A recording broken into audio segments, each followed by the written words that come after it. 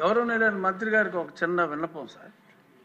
ఏంటంటే రీసెంట్గా కేరళలో ఒక మంచి పాలసీతో వచ్చారండి. మీరు చేయి దింపండి, చూశాను మిమ్మల్ని.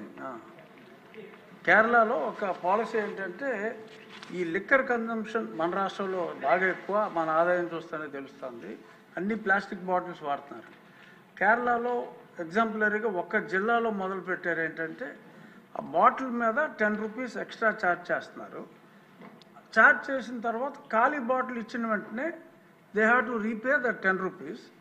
దాన్ని రీసైకిల్కి వాడటానికి టీటీలో ఉంది సార్. అనేది ఈ బ్రాండీ బాటిల్స్ కూడా అప్లై చేయమని. బ్రాండీ బాటిల్స్కి ప్లాస్టిక్ కన్జంప్షన్ ఎక్కువగా ఉంది.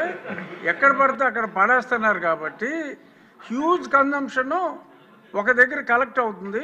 అది ఈ కొంచెం ఎక్సైజ్ డిపార్ట్మెంట్ వాళ్ళతోటి కోఆర్డినేట్ చేసుకుంటే major percentage of plastic waste ఒకటి చేయొచ్చండి. కేరళలో ఇంప్లిమెంట్ అయింది. ఇంకొకటి ఏంటంటే ఈ సింగిల్ యూజ్ ప్లాస్టిక్స్ ఈ నిషేధానికి మీరు మీలాంటి హీరోస్ తోటి అడ్వర్టైజ్మెంట్ చేయాలి అంటే కొన్ని కోట్లు అవుతుంది.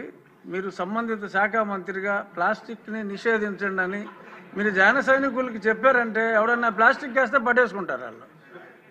ఆ మధ్యన గోతులు ఎలా కప్పెట్టారో కొన్ని సంవత్సరాల క్రితం రోడ్లు మీరు బాగు చేయమని పిలిపించినప్పుడు ప్లాస్టిక్ని ఆపండి అని మీరు ఒక్క పిలుపు ఎలా ఇస్తే ఎలా అంతే, ఇంకా అది ఆగిపోతుంది.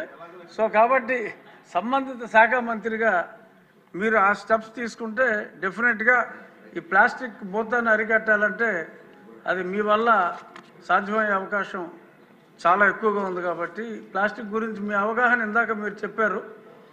ఎక్స్ట్రాడినరీగా మొత్తం అంతా ఎక్స్ప్లెయిన్ చేయటం, తల్లి గర్భంలో కూడా ఈ పొల్యూటెంట్స్, మైక్రో పొల్యూటెంట్స్, ఇలాగే విలేజెస్లో సిటీస్లో కొంచెం డిజిటల్ బోర్డ్స్ని ఎంకరేజ్ చేస్తే ఈ ఫ్లెక్సీలు మానేసి ఆ అడ్వర్టైజ్మెంట్ ఏదో డిజిటల్ బోర్డ్స్లోనే ఇచ్చుకుంటారు ఆ ఫంక్షన్లప్పుడు దానప్పుడు. కొంచెం ఆ రకంగా డిజిటల్ బోర్డ్స్ని ఎంకరేజ్ చేస్తే this might also come down quite a bit sir.